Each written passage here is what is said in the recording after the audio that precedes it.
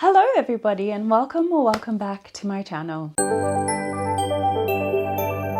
Today we're trying something a little bit different, hence why I am sitting in my bed, but I saw this video going around and I wanted to try it for myself. However, I'm going to preface this by saying I don't love any books that much that I would die for them. I also literally won't defend a book like it is my family or my friends or my fiance. Literally, it for me it's literature and it is subjective, but I still thought this might be something fun to try out. So I have a list of books in front of me over here that you can't even see because it's in pencil, but that are my favorite books, and we're going to be reading 1-star reviews on my favorite books. Some of these books are not like 5-star, but they are books that I love a lot and I would recommend them in a heartbeat. So some of them about 4 stars and up from there. The first book on my list we have is Shatter Me. So I'm going to be using Goodreads because it's more comprehensive than the reviews on Fable in my opinion. So Shatter Me by Tahira Mafi, I gave it a 5-star the first time I read it and I thought it was really good. But I love dystopian books. Anything dystopian is so nostalgic for me that it's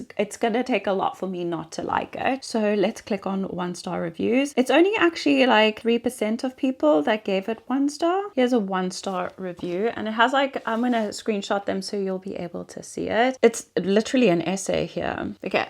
So it says, this is not a dystopia. It is a romance. This is not a novel. It is a collection of similes and metaphors, most of which do not make sense. I originally gave Shatter Me 2 stars because that's my sort of knee-jerk reaction to books I don't like. But after thinking it over for a while, I don't recall anything positive about it that would justify a rating of more than a 1 star. You're probably assuming correctly that I went into this book with low expectations. This is completely true. Any so-called dystopia with a runway model on the front cover leaves me feeling skeptical. However, I was also prepared to allow myself to be surprised. A lot of my friends loved this book, and one of the biggest criticisms didn't actually bother me: purple prose. I think there's a fine line in writing between the pretty and the purplish, and different readers will define it in their own ways. Okay, yeah, then there's a lot of like other bits in it. She's like linked a lot of things, but I think that's fair. Like, it's not for everyone. It's not. It can be seen as immature, but it is YA, and also it does have a lot of metaphors in it, but I loved it. I thought it was really easy to digest. It's really easy to follow. Yes, the world isn't completely fleshed out, but I'm reading it because I really enjoy Juliet and the whole dynamic with all her friends. So for me, I thought it was great. Here's another one. I'm not going to do too many because I have quite a few books on here, but it says, I know many found this book to have a very unique writing style, but I can't help but think how terrible and awkwardly written it was. Like I just said, the writing.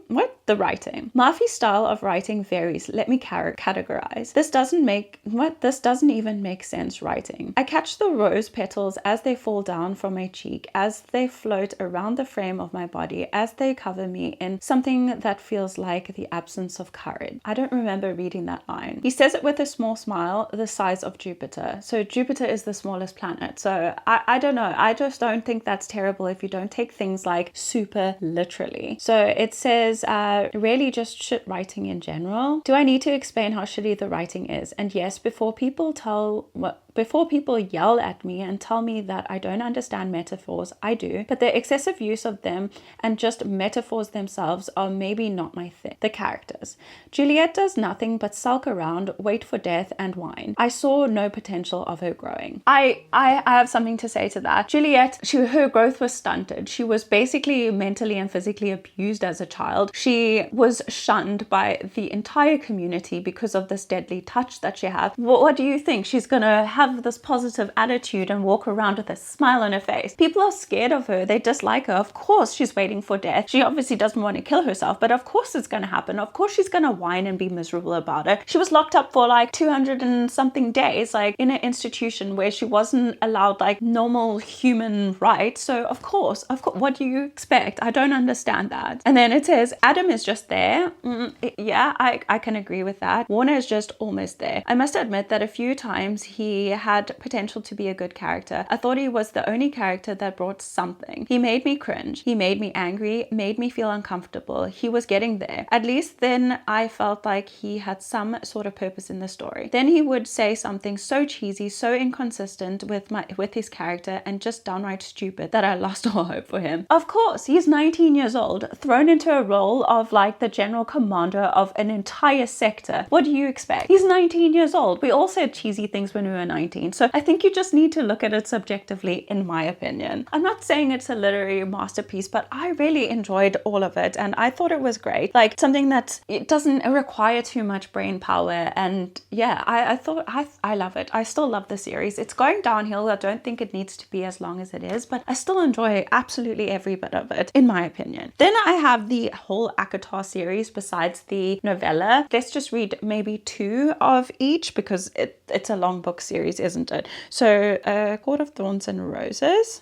I know a lot of people have bad things to say about this book as well, or the whole series that I don't agree with, because I fell in love with it. It was completely immersive for me. So I don't agree with anything bad to say about this book series specifically, because it changed my perspective on fantasy. Okay, let's see if there's not an entire essay. I don't want to go through that again. Got like, you have to scroll down 3 times for that, but no thank you, miss. I know you have a lot to say, but that's it. How is there only one? Yeah, that's pretty good, I guess. I can only find 1 bad review on this book. Let me see the stat. Only 1% of people thought it was bad out of 3 million people. So, I mean, that's good. So let's just read that 1 review then, because apparently people really like this book, which is great. There's only a small amount of people who don't. So the 1-star review reads, I'm not going to read all of it. We'll just read what's relevant. Okay, so it says, there's like a note to it, and it says, because I apparently have spelled it out for those of you who don't read comments or check dates read. I read and reviewed this book in 2018. It has been 5 years, as I have stated in a number of comments. I will not continue this series. In the intervening years since reading this, my feelings on the matter have not changed, nor have I desire to continue.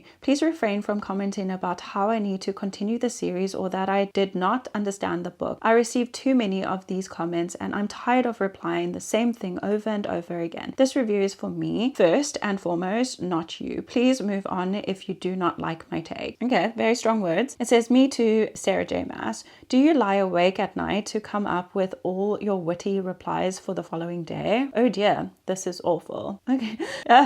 Shade, throwing proper shade. Okay, and it says the writing. The title of this book is stupid. It's stupid and flashy and unrelated to the actual content of the book. It's solely for the wow factor. The quotable line, I love you, thorns and all, is wholly ineffective because thorns had not been established as a motive and was only used in that context in that very scene. More than halfway through the book, the word thorn was only used a grand total of 9 times in this book. I mean, you really weren't enjoying the book if you were counting how many times the word thorn was used.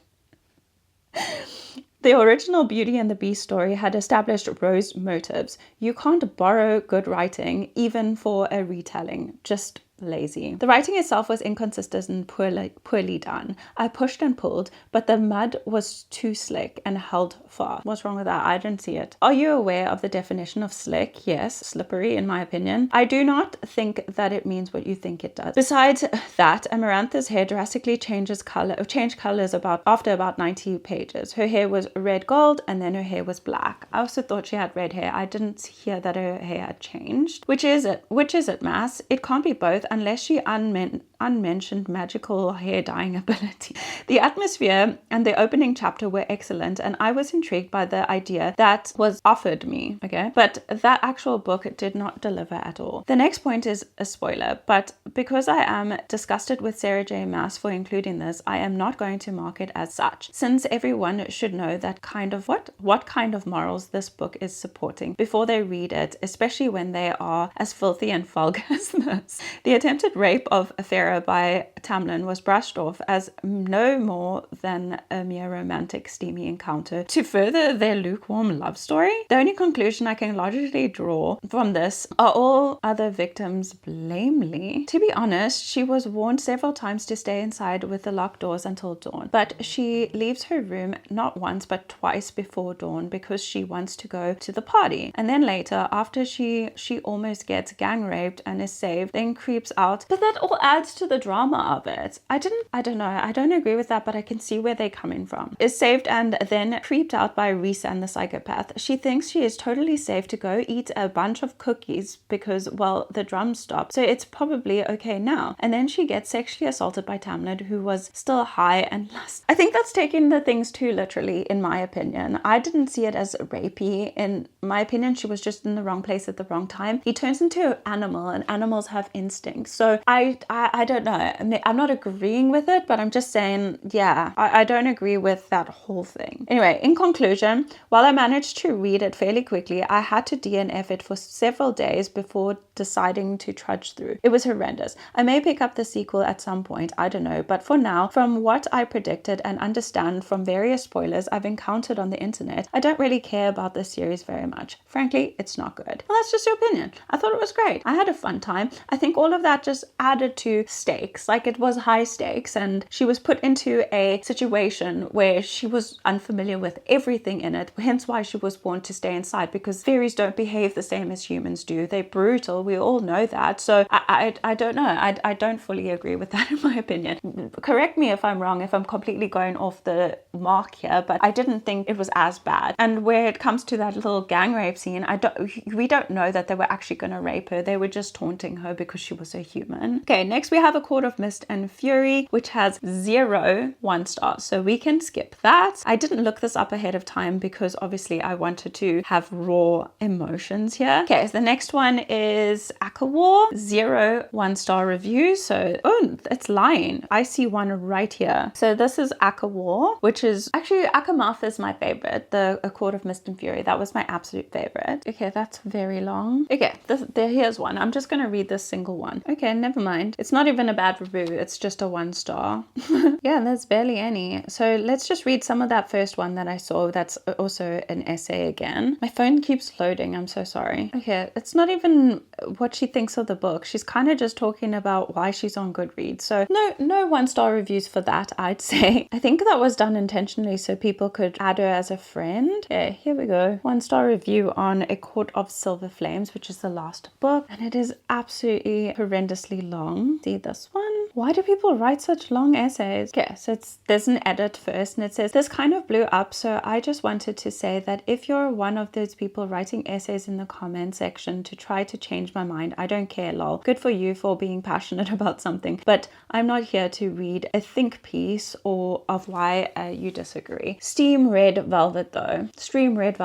Okay, whatever. Okay, it says the following may contain spoilers. Nobody is surprised. I knew absolutely nothing would make this book good, save Sarah J. Maas deciding not to write it altogether. Now I have to make it clear up front. I love Nesta. I really resonate with the way that she deals with her own emotions and is consequently treated by the people around her. That being said, I loathe SJM's books. I only begrudgingly pushed through this for Nesta, and even that wasn't worth it. Nothing could have made this worth it. I'm not here to give criticism of the plot or politics because I'm sure nobody cares. I don't. I'm also not here to judge the sex aspect of this book, although I know many people have chosen to critique this. Instead, I'd like to cover the 3 cardinal sins that this book committed: respect, rebirth, and resand. Okay, I'm just gonna go off that. She's got like essays on all her little things, but like, I don't know. I liked it. I think Nessa's point of view was absolutely great. I think it was well written. It took me on a journey. It made me sympathize with her. It made me understand her a little bit better and understand her inner workings and why she did what she did. So I think the book was important. Not stand up for her, but kind of explain a little bit deeper, because you still did see like Farah and Rhysand and the gang in it, not as extensively, but also Cassian, we got to know him a lot better as well. And I thought it was important. I would love to get Elaine's story and Moor's story more story, as well as Asriel. Like, I would love to hear more about them, and I thought it was a good segue. Yes, it could have been a spin-off series as well, but I enjoyed it. I thought all of it it was really good. Okay, I'm just going to read a little bit of what she wrote about respect. A Court of Silver Flame starts off with our heroine using drinking and sex as a coping mechanism. That's normal.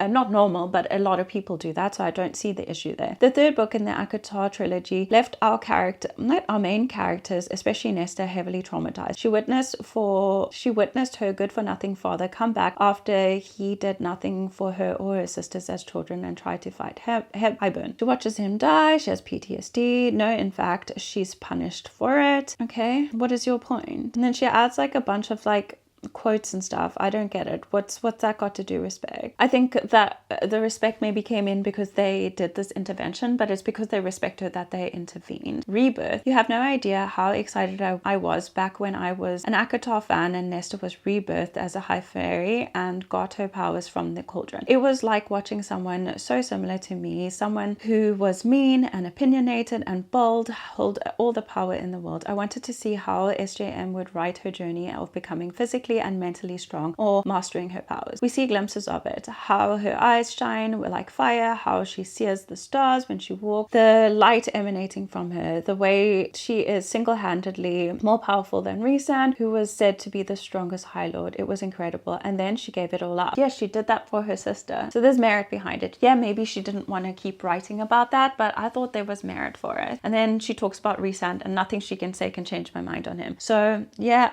that's a mediocre. Like, I feel like people are very nitpicky, especially when books go viral. But our next book is Once Upon a Broken Heart. I didn't like the rest of this trilogy. It wasn't my favorite, if I'm being honest, but I really loved the first book. It felt very like fairy-like, very magical and whimsical. Like it was like the narration in Peter Pan. That's what it felt like to me, and I thought it was amazing. When is that coming? It's already out. Sorry, I was just looking at my TV and the Netflix like screensaver is on, so there's a new movie with Millie Bobby Brown in it that I really want to see. Okay, let's just hope this isn't an essay because I can't deal with it right now, but 1% of people thought that this was bad. Okay, that's the only bad one I can see, the only ones. To put it simply, Once Upon a Broken Heart is a hot mess. The premise promises a fairy tale, but what Garber delivers is a confused nightmare with an annoyingly naive protagonist, a one-dimensional cast of supporting characters, and truly what the fuck inducing plot. This book only saving grace are the short chapters and the fast pacing, which at times can be a hindrance to your enjoyment and desire to rate this book higher than you actually. The beginning chapters of the book are the only thing that delivers on the premise. With vivid imagery, they instantly drew me in and could see the improvement in Garber's writing from the sick, boring chapter I had read of Caraval. Once Upon a Broken Heart follows rose gold-colored. We don't need to know the synopsis. Evangeline as a protagonist and narrator frustrated me endlessly. Me too. I did think she was super dumb and naive. She's insanely naive, always trusting people she shouldn't and wanting to help Marisol, her stepsister, when it's very obvious that A, her sister is shady and up to no good, B, she generally has no reason to. The two of them have next to no relationship, but because Evangeline is so wonderful and perfect and special because she has pink hair, of course she has to want to help. She's also a very passive character. Things happen to her not because of her. Now I know what you're probably thinking. Characters are allowed to be naive, it's part of their growth, or characters are allowed to be nice, they don't all have to be sword-wielding assassins, or insert other type of trope in here. Trust me, I hear you, but there's a difference between those characters and Evangeline Fox. I agree from the rest of the series. I loved it in the beginning. I thought she was ditzy and so trusting, and it makes you feel endeared towards her, like she's giving something, but I did agree with the rest of the series that she just got so annoying at points where I was so frustrated I had to put down the book. But the first book, the introduction into it, the introduction to Jax, like I thought it was brilliant. I can separate this book into two parts: before Angeline drinks the poison and after Evangeline drinks the poison, which is the point. I enjoyed the before part. After Evangeline drinks the poison is where Stephanie Garber seems to have forgotten the novel she promised to readers and began writing something entirely different. Ergo, the plot had gone haywire. The book's plot follows no clear structure. It's all over the place. Sure, there's a little bit of action, but that does nothing to redeem a story that is 99% boring and 1% interesting scenes. There are numerous attempts at romantic scenes throughout the book, but Evangeline has no real chemistry with either of her potential love interests. One of them is literally cursed to be in love with her. So there's that. So it did nothing for me, and I skim read most of it. Like I disagree, because I think her journey was intentional. You were meant to be confused along with her, because she can't predict what's going to happen. She is orphaned. It's like kind of like a Cinderella story, where she has this stepsister who has all these opportunities that she doesn't, and yet the sister still steals. But she's so kind-hearted. She's protective of her stepsister. That's a typical character arc, and you can't criticize that. And I'm sure going into the book, you should know that, in my opinion. Am I being too opinionated? I hope not. So the next book I have, and I think we'll just leave it at this. I'll just do one more, and then you guys let me know what you think of this video, and I can do a part 2, because I have quite a few books that I love and I haven't read 1-star reviews for. So I have Fourth Wing, which was a 5-star for me personally. I absolutely loved it, but more for the experience that I got. I didn't judge the writing style at all. Okay, so we're gonna have to pick another book, because I don't see any 1-star reviews. The only 1-star review there is someone selling themselves. I'm gonna put this on the screen. I'll screen grab it and show you, because this is actually ridiculous. I can't believe people put a 1-star review just to sell themselves. But let's go with another one that I liked, which is Reckless. A lot of people didn't like Reckless. I gave it a 4.5. It's another essay. Let's see if we can find another one. I cannot, so let's try and read some of this. So this person gave it 1.5 stars. It says, long story short, this book is about Pei and Kai walking in the desert the entire book. Kai, what was it like carrying the whole book on your back? As someone who thoroughly enjoyed Powerless, this book was a major letdown. With how Powerless ended, this book was set up perfectly for an amazing enemies to lovers story, but we didn't get that. Thank God for this book. Thank God this book was fast paced, and that I buddy read it, and I buddy read this, because I probably would have DNF'd this one if it wasn't for those factors. Me rating it this 1.5 is me being generous, to be honest. Nothing in this book was memorable. The puppy scene was really cute, but that was it. I hyped this book up so much in my head, only for it to leave me so utterly disappointed. I liked it, because I didn't really like Powerless that much. I think the first time I read it, I gave it a 3-star, reread it, gave it a 4-star, but Reckless for me was a 4.5, because I liked that they actually got to know each other. There was just the two of them in the desert. They didn't have any outside like intervention. Like Kit wasn't there. No one was there to interfere to like them getting to know each other. And I loved the banter between them. And I like Huckleberry Finn. Like, just compare it to that. It's just the whole adventure, just the two of them fighting, pushing, pulling. And I thought that was great, because I didn't like the first book. I thought it was a carbon copy of so many other books, but this one was original. And I felt like you just got to know their personalities better. You got to know what they liked and disliked and their biggest fears, and they shared that with each other, which I thought was great. And I liked the adventure that they went on. And then the next part of this says, I overlooked the overused words, phrases in the previous book, but I couldn't in this book because it was driving me fucking insane. I'm surprised I didn't get whiplash from the amount of times everything was repeated. They were having the same conversations, the tropes were all the same, and going through the same scenarios the whole book. Pretend was used a total amount of 61 times. I literally wanted to jump into the book and slap them both. We all know no one is pretending here, stuff you, or something like that. The I hate you, but I want you, so let's pretend bullshit got so tiresome. They're young. They're still like, I think they're 16 or 17, around there, maybe even 18. That's what we did. You like someone, you pretend you didn't, because otherwise you're gonna look like a dweeb when you're rejected. And that is what I took from it. I put myself in that age gap, in that age frame, and that's how you would act. You don't want to tell them that you like them because you're not sure if they like you back. So you pretend. Anyway, Kai, I can pretend she is nothing to me. Kai, not even 2 seconds later, I can no longer pretend. Also, calling each other enemies was the biggest reach ever, since they were kissing, flirting, dancing and bantering every chance they got. The back and forth was also so draining. I wouldn't have mind if it was only for a small portion, but they literally do this the entire book. I would go from I would kill you to them making out. But that, like I said, again, they're normal. That's for their age range. Like, that's how you behave when you are that age. You don't know, you're so insecure about your feelings. Like, I get it, so I don't think, yeah. Anyway, this is funny. It says plot error 505, plot not found, which is there wasn't really a plot. It was just them on an adventure. I wasn't kidding when I said that they walk the desert majority of this book. They literally just yap and walk, and as they try to find their way back to Ilya. Yeah, I agree, but that's what happens. Anyway, I think that's it. Like, I explained myself enough. So let me know what you guys thought of this video. I don't feel like I said that passionately, but I can see both sides of the sword, like why people wouldn't like it and why they do. For me, nostalgia is a big thing about reading, and also escapism. If something takes me out of this current situation I'm in, the current mindset I'm in, for me, that makes it a good book. So you might be more critical, you might think about the pros and stuff like that. I usually don't. It's just a feeling for me that reading gives me, and I know by page 50 if I'm gonna like a book or not. And if you can have me just paging, I'm gonna love it. So yeah, that's just my opinion. I do still have 1, 2, 3, 4 books on this. So